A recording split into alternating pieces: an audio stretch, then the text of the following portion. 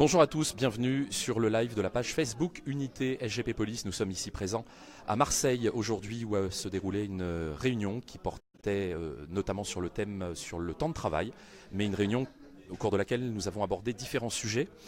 Yves Lefebvre est avec nous, présent ce matin en direct de Marseille. Yves, bonjour.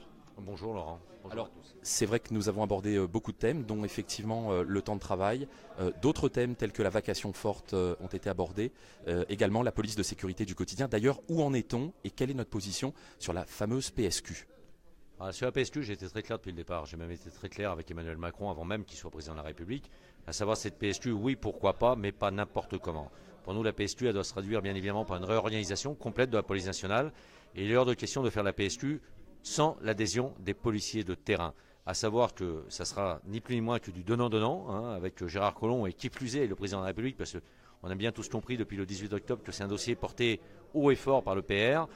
Il est bien évident que si on veut faire de la PSQ, je l'ai dit, il faut réorganiser, mais il faut aussi que les policiers adhèrent à ce projet. Comment peuvent-ils y adhérer? Tout simplement en mettant en place la vacation forte. La vacation forte en supprimant quelques tâches indues qui aujourd'hui persistent encore de façon récurrente, et puis en renforçant considérablement le service général, sans bien évidemment altérer à l'efficacité et à l'existence des unités spécialisées. Je pense notamment au GSP, je pense notamment aussi au BAC, aux compagnies d'intervention, aux sections d'intervention. Mais pour autant, aujourd'hui, il faut tout réorganiser. La PSQ, oui, dès lors qu'elle rimera avec vacation forte et avec une complète adhésion des policiers. Derrière, la PSQ se profile quand même aussi, et je l'ai dit très récemment au cabinet ministre, la fin de la politique des statistiques. Mais attention, il ne va pas falloir que l'outil d'évaluation de l'efficacité policière ne puisse à un seul instant se traduire peut-être par ce que moi j'appelle communément des jurys populaires. Il n'est pas question que des élus, que des présidents d'associations, que je respecte bien évidemment éminemment, puissent à un moment donné se permettre de vouloir juger le travail des policiers. Les policiers font leur métier, les policiers n'ont pas besoin d'être évalués ni jugés. Et je dirais que l'efficacité d'une potentielle PSQ se traduira simplement par la présence policière sur la voie publique et par le fait que l'immense majorité de nos concitoyens puissent enfin se sentir rassurés par la police qu'ils souhaitent avoir. Comment tu les as trouvés aujourd'hui, les policiers? Il y avait beaucoup de monde dans cette salle ici à Marseille tout à l'heure. Tu les as trouvés réceptifs, tu les as trouvés désireux d'avoir beaucoup de renseignements, d'informations? J'ai ressenti des policiers bien évidemment très nombreux, il faut le dire, à Marseille. C'était quand même, c'est particulièrement un plaisir que de rencontrer mes collègues qui n'étaient pas tous délégués, très loin s'en faut. Il y avait une large majorité d'adhérents, de sympathisants, mais également d'adhérents d'autres organisations syndicales.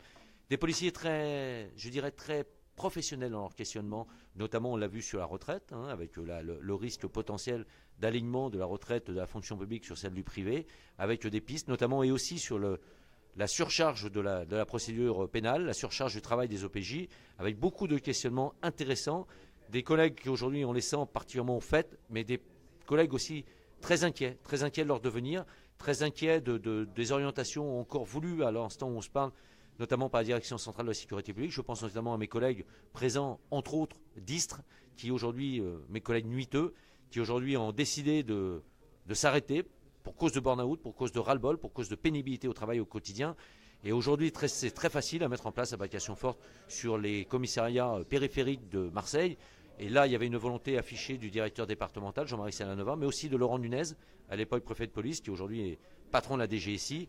Simplement, là, aujourd'hui, je dirais qu'on est sur une querelle de cheffaillon et que le directeur central de la sécurité publique, Pascal Lal, met un veto. Il va falloir que ce veto saute très vite, parce qu'il est hors de question que mes collègues nuiteux ne puissent pas accéder à un juste temps de travail, à un juste et légitime régime de travail avec la vacation forte, pour ce qui les concerne le jeudi fort, leur permettant de concilier vie professionnelle et vie familiale. Donc là, on va entamer des négociations au niveau local, après avoir déjà saisi la DGPN hier au soir en la matière.